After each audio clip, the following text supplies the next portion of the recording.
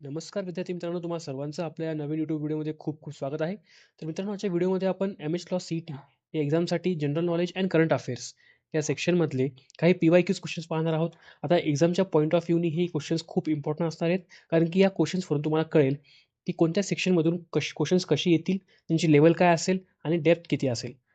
तर विद्यार्थी मित्रांनो, व्हिडिओ शेवटपर्यंत पहा. आवडला असेल तर लाईक, शेअर आणि सबस्क्राईब करा आणि त्यासोबतच मी जे पॉइंट्स तुम्हाला सांगेल, जे तुम्हाला मी एक्सप्लेनेशन देईल, ते सुद्धा नोट करायचा प्रयत्न करा.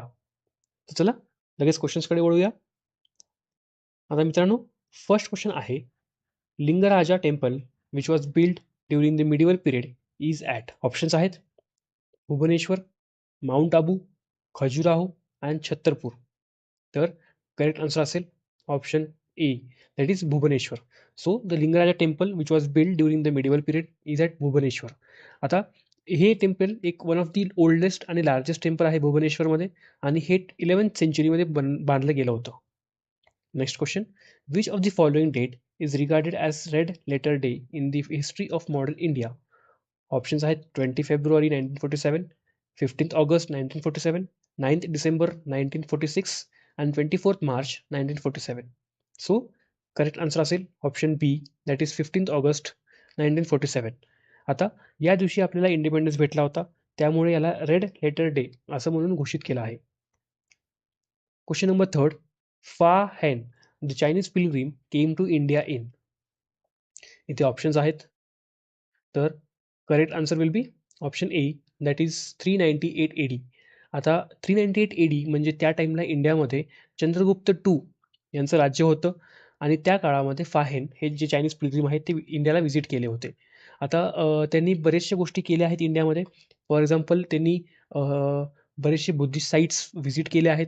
त्यासोबतच त्यांनी एक बुक लिहिली आहे ज्याचं नाव आहे फू कुआकी. ओके. इन केस तुम्हाला या गोष्टी माहिती असतील तर चांगली गोष्ट आहे, नसेल माहिती तर नोट डाऊन करा, म्हणजे तुम्हाला रिव्हिजन करायला सोपं पडेल. Next question, who was known as liberator of press. Options आहेत बेंटिक, हॅस्टिंग, मेटकाफ आणि मेकॅलॉ. सो करेक्ट आन्सर असेल option C, that is Metcalfe. आता लिबरेटर ऑफ प्रेस यांना का म्हणतात, कारण की 1835 या सालीमध्ये मेटकाफनी जे प्रेसवरती काही रिस्ट्रिक्शन्स होते ते त्यांनी काढले होते आणि त्यांनी प्रेस ॲक्ट ऑफ 1835 हे पास केला होता. Next question, chauth was a tax collected by Marathas, Mughal, Khiljis आणि रोहिल्लास. सो करेक्ट आन्सर असेल option A, that is Marathas. तर चौथ चौथ म्हणजे काय, 1/4 म्हणजे 25% टॅक्स. ओके. सो हा जो चौथ आहे तो मराठ्यांच्याद्वारे कलेक्ट केला जायचा. Next question, Lakshadweep is a group of how many islands. Options आहेत 12, 25, 33 आणि 15. सो करेक्ट आन्सर असेल ऑप्शन बी, दॅट इज 25. तर लक्षद्वीप हा जो ग्रुप आहे तो 25 आयलँडचा ग्रुप आहे आणि Lakshadweep is the smallest union territory of India आणि त्यासोबतच हे एक कोरल आयलँड आहे. नेक्स्ट क्वेश्चन बघूया, which is the largest sea in the world. Options आहेत Caspian, South China sea, Mediterranean and North sea. तर करेक्ट आन्सर असेल option B, that is South China sea. आता मित्रांनो, लार्जेस्ट सी दुसरे पण असू शकतात, पण तुम्हाला ज्या ऑप्शन्स दिल्यात त्यातलं लार्जेस्ट पाहायचं आहे. So option B is a correct answer.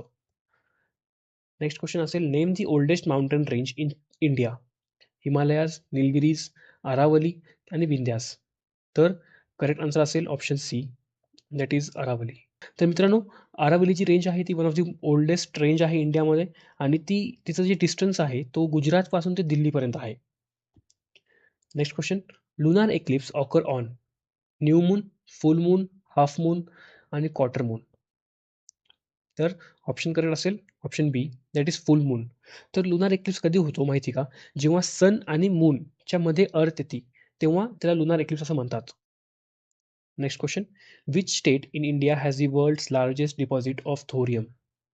Options आहेत तमिळनाडू, आंध्र प्रदेश, कर्नाटका, केरला. सो करेक्ट आन्सर असेल option D, that is Kerala.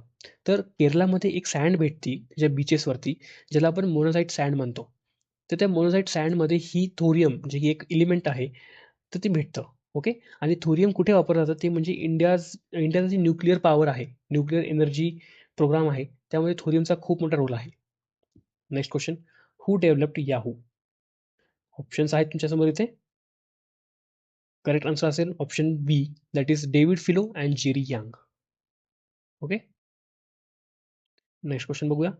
Which is the heaviest natural satellite of our solar system? Moon, Phobos, Ganymede आणि डेइमोस. तर करेक्ट आन्सर असेल option C, that is Ganymede. तर मित्रांनो, गॅनिमेड जे आहे ते ज्युपिटरचा मून आहे.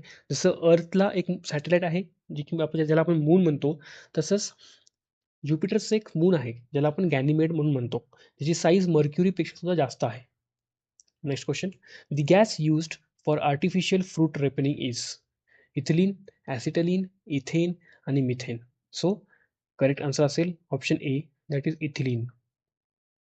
आता बरेचसे फ्रुट्स जसे की आंबा असो किंवा केळी असो, अशा फ्रुट्सला लवकर पिकवण्यासाठी इथिलीनचा वापर केला जातो. Next question. Bronze is an alloy of. Options आहेत tin and zinc, copper and zinc, copper and tin आणि iron and zinc. So correct answer असेल कॉपर अँड टीन, जे की ऑप्शन सी मध्ये आहे. Okay. Next question. Father of cloning कोणाला म्हणलं जातं? ऑप्शन्स तुमच्यासमोर आहेत. तर करेक्ट आन्सर असेल option B, that is doctor Ian Wilmut. आता याने सगळ्यात पहिलं क्लोनिंग म्हणजे काय असतं, की एकाच प्रॉडक्टचं किंवा एका व्हॉटेव्हर तुम्ही म्हणू शकता, एका ॲनिमलचं किंवा ह्युमनचं किंवा एका कोणत्याही गोष्टीचं क्लोनिंग करणं म्हणजे काय, तर त्या गोष्टीचं एक डुप्लिकेट तयार करणं. तर डॉक्टर इयान विल्मटनी 1996 मध्ये एका शीपचं क्लोनिंग केलं होतं. ठीक आहे. आणि ते सक्सेसफुल झाल्यामुळे त्यांना फादर ऑफ क्लोनिंग असं म्हणतात. सो ऑप्शन विल बी बी. आता मित्रांनो, आपला हा व्हिडिओ आपण इथेच थांबूया. व्हिडिओ आवडला असेल लाईक करा, शेअर करा आणि सबस्क्राईब करा. कारण की आपण असेच व्हिडिओ अजून आणणार आहोत, जेणेकरून तुमची प्रॅक्टिस पूर्णपणे होईल. आणि तुम्हाला इन केस कोणत्या क्वेश्चनमध्ये किंवा कोणत्या कन्सेप्टमध्ये डाऊट असेल तर मला कळवा, कमेंट करा. जेणेकरून मी त्याच्यावरती व्हिडिओ बनवेल आणि तुमचे सगळे डाऊट्स क्लिअर करेन. आता मित्रांनो, हा होता आपला पार्ट 1. मी अजून एक व्हिडिओ आणेल ज्यामध्ये पार्ट 2, ज्यामध्ये अजून क्वेश्चन्स असतील PYQs, जेणेकरून तुम्हाला अजून छान प्रॅक्टिस होईल. तर चला विद्यार्थी मित्रांनो, आपला हा व्हिडिओ इथेच थांबूया. धन्यवाद.